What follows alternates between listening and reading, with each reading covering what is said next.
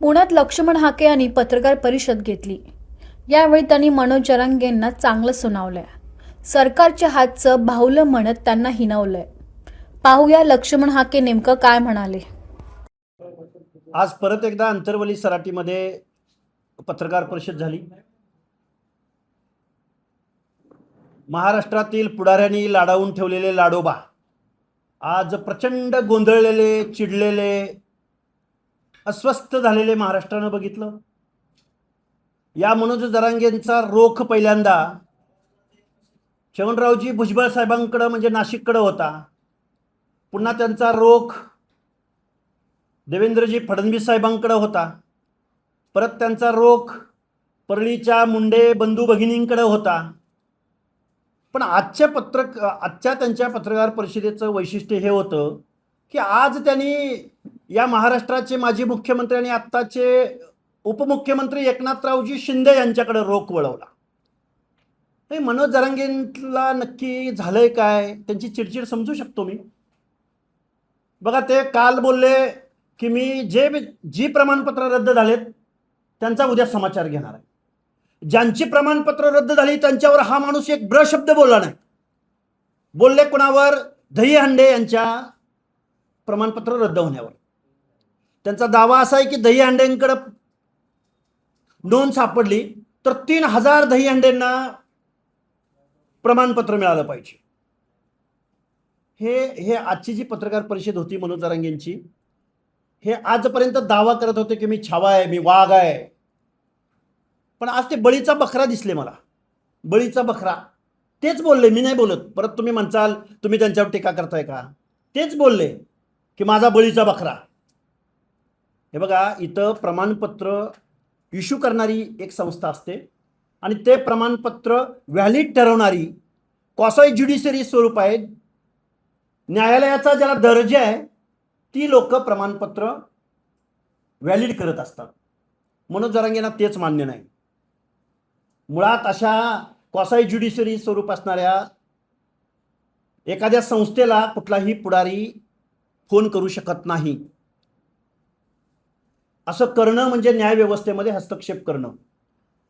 अरे, आम्ही ओबीसी मधली माणसं आहोत, आम्ही व्हीजीएनटी मधली माणसं आहोत, आरक्षण घेणारे एससी एसटी बांधव आहेत। या लोकांनी कधी प्रमाणपत्र रद्द झालं म्हणून आम्ही तुम्हाला बघून घेऊ, आम्ही तुम्हाला पराभूत करू, अशी भाषा कधी वापरली नाही। आम्ही संविधान मानणारी लोक आहोत, आम्ही कायदा मानणारी लोक आहोत। आम्ही इथं समतेचं तत्व संविधानानं जे स्वीकारलंय, हर एक माणसाचा हक्क अधिकार मानणारी माणसं आहोत आणि आम्ही बघून घेऊ। आणि काय हे बघा, हे आंदोलन मनोज जरांगेंचं शिक्षण आणि नोकऱ्यांवरचं आंदोलन आता राजकारणापर्यंत येऊन पोहोचलंय। आजची पत्रकार परिषद ते त्या प्रमाणपत्रावर बोललेच नाहीत।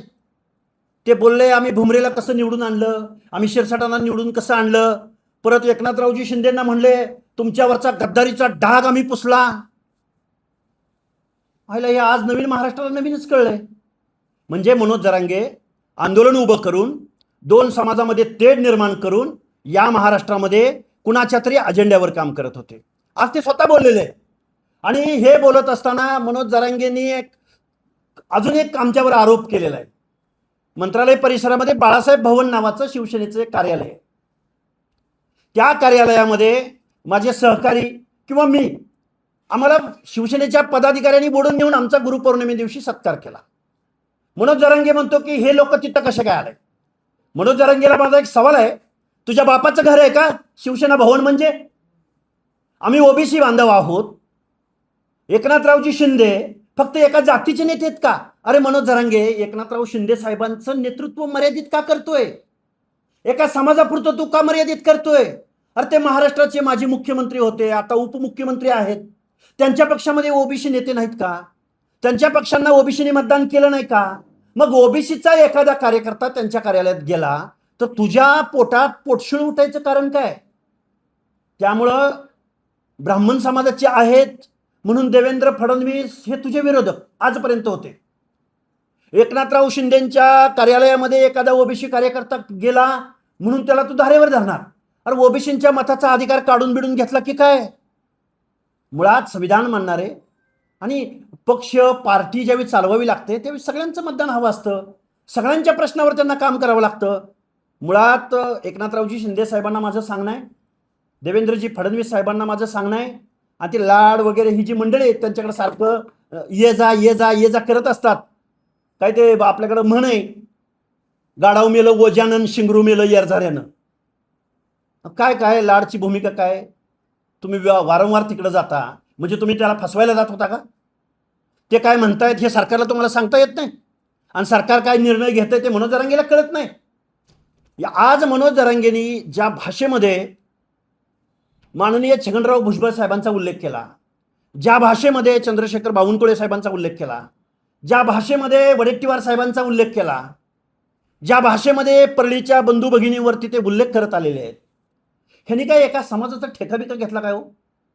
आणि एखाद्या समाजाची मागणी न्याय मागत असताना इतर समाजाला शिव्या देणं, श्राप देणं, तळतळाट व्यक्त करणं ही आंदोलनाची कुठली भाषा आहे हो? मला वाटतंय शिंदे साहेब, फडणवीस साहेब, तुम्ही पुढं आलं पाहिजे. आणि हे जे तुम्ही लाडावून ठेवलंय ना लाडोबा, ह्या लाडोबाला आरक्षण कुठून सुरुवात होतं, आरक्षण कुणाला दिलं गेलं, आरक्षण का दिलं गेलं, हे एकदा समजावून सांगण्याची गरज आहे. नाहीतर महाराष्ट्रातलं जे सामाजिक स्वास्थ्य आहे, आम्हाला प्रमाणपत्र दिलं नाही, अराजकाची भाषा बोलतो हा माणूस. आम्ही बघून घेण्याची भाषा बोलतो. मग ज्या ज्या ह्या व्यवस्थेमध्ये महाराष्ट्रामध्ये जे मायक्रो ओबीसी आहेत, भटके विमुक्त आहेत, मग त्यांनी आता या महाराष्ट्रात राहायचं नाही का? आता ते छोटे छोटे छोटे समूह आहेत, मग त्यांच्यावर हा दादागिरी करणार का? त्यांच्या नेत्यावर हा दादागिरी करणार का? अरे तो सामाजिक न्याय मागना. इथं लोकशाही आहे, इथं न्यायव्यवस्था आहे, इथे वेगवेगळे विभाग आहेत. मनोज जरांगेला लोकशाही मान्य नाही. मनोज जरांगेला इथं जे नेते काम करतात, पक्ष काम करतात ते मान्य नाहीत. मनोज जरांगेने गेल्या 2 वर्षाच्या कालावधीमध्ये कुणाच्या तरी राजकीय अजेंड्यावर काम केलंय, ते त्यांनी आज बोलून दाखवलंय. त्यामुळं इथल्या पुढाऱ्यांना माझं सांगणं आहे की इथं जे कास्ट स्क्रुटिनी करणारे आहेत, कास्ट व्हॅलिड करणारी जी मंडळी आहेत, त्यांच्या कामकाजामध्ये तुम्ही दबाव टाकून हस्तक्षेप करू शकत नाही. हे कालच्या 3-4 प्रकरणावरून इथल्या न्याय व्यवस्थेनं दाखवून दिलेलं आहे. आमचा संविधानावर विश्वास आहे, आमचा व्यवस्थेवर विश्वास आहे, आणि आम्ही ओबीसी, विजयंती, SC ST बांधवांनी कधीही व्यवस्थेला चॅलेंज केलेलं नाही. आम्हाला 6-6, 7-7 महिने कुटुंबातलं कास्ट व्हॅलिडिटी सर्टिफिकेट असून सुद्धा जर त्याची वंशावळ जुळवत असताना अडचणी निर्माण होत असेल तर आम्हाला ही सर्टिफिकेट मिळत नाही. सर्वात मोठी जी अडचण आहे ती जेनेलॉजी म्हणतात वंशावळीला. ही जेनेलॉजी जोपर्यंत जुळणार नाही तोपर्यंत कुणाला ही सर्टिफिकेट मिळणार नाही. त्यामुळे मनोज जरांगे, तू कुठल्या मूर्खाच्या नंदनवनात वावरतोयस आणि इथल्या व्यवस्थेला, संसदेला चॅलेंज करतोयस. तुला इथून पुढची, आणि तू नेहमी म्हणतो मी ह्याला पाडतो त्याला पाडतो, तुझे 25 आमदार पाडतो. तू विधान परिषदेला, विधानसभेच्या निवडणुकाला तू केलंच होतं ना आव्हान, कुणी ऐकलं तुझं? त्यामुळं, आणि राजकारणच करायचं आहे ना मनोज जरांगेला, त्यांनी सरळ राजकारणात उतरावं, एखादा पक्ष जॉईन करावा, नाहीतर पक्ष काढावा. पण असं संविधानाला चॅलेंज करू नये. ओबीसींच्या मनात भीती निर्माण होईल अशी भाषा बोलू नये. ओबीसीच्या नेतृत्वावर तोंड सुख घेण्याचा प्रयत्न करू नये. नाहीतर ओबीसी बांधव सुद्धा या सर्व गोष्टींवरती विचार करतील आणि जाब विचारतील, प्रश्न विचारतील.